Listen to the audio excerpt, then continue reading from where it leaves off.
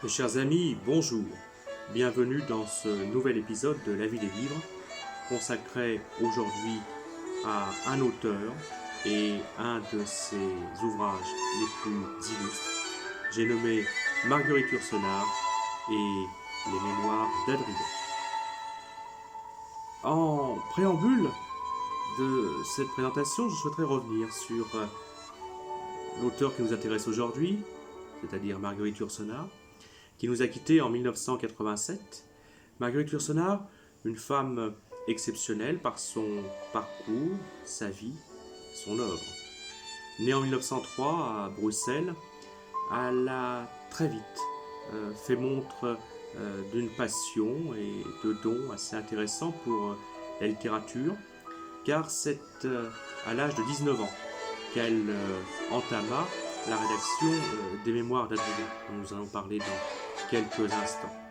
Au départ, un dialogue qu'elle jeta pour en faire un essai qui ne lui convenait pas, puis enfin ce roman si célèbre, paru en 1951. Marguerite Yourcenar est, au-delà de son talent littéraire, mais aussi par celui-ci, connue pour être également la première femme à être entrée à l'Académie française en 1980. Cette femme au parcours remarquable, à la vie libre, car la liberté était le fil d'Ariane de toute sa vie, a donc écrit et publié en 1951 les Mémoires d'Adrien. Alors Adrien, empereur romain du IIe siècle après Jésus-Christ, a marqué l'histoire par sa personnalité. Il n'est pas romain d'origine. Il est issu d'une famille qui avait émigré en Espagne, certes dans l'élite de l'Empire, mais il a très vite été fasciné et passionné par la Grèce. C'était le plus helléniste des empereurs romains, puisque toute son éducation militaire se fit principalement en Grèce. Ce fut aussi l'empereur sans aucun doute le plus pacifiste, à l'exception évidemment de la guerre de Palestine qui marqua tragiquement la fin de son règne et qui l'emporta aussi un peu en quelque sorte. Pacifiste donc, durant son règne, à part cet épisode évoqué à l'instant, il n'y eut quasiment pas de guerre.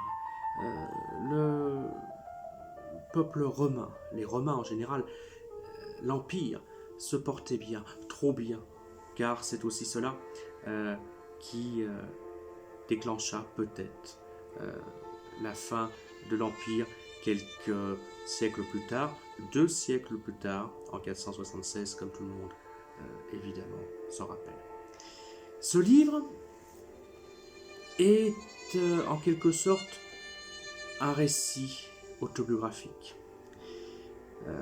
Au travers ces lignes, Marguerite Yourcenar, dans la peau de l'empereur Adrien, raconte toute sa vie à l'un de ses amis les plus chers lorsque cette vie s'approche de son terme.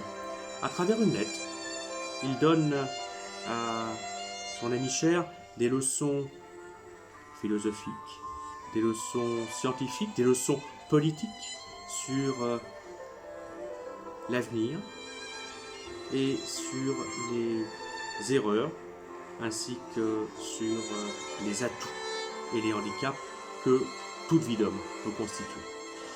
Au-delà d'un témoignage historique, bien que romanesque, les Mémoires d'Adrien est l'occasion de nous replonger dans un temps où la grandeur, où la précision, où la beauté étaient des valeurs cardinales.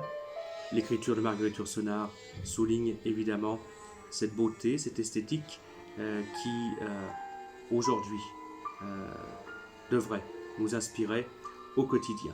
Je vous conseille donc, mes chers amis, de lire ou de relire, pour ceux qui le connaissaient déjà, ce grand classique, ce chef-d'œuvre de la littérature française et internationale, Les Mémoires d'Adrien de Marguerite Yourcenar, publié aux éditions Folio. Merci de votre attention et à très bientôt pour un nouvel épisode de La vie des livres.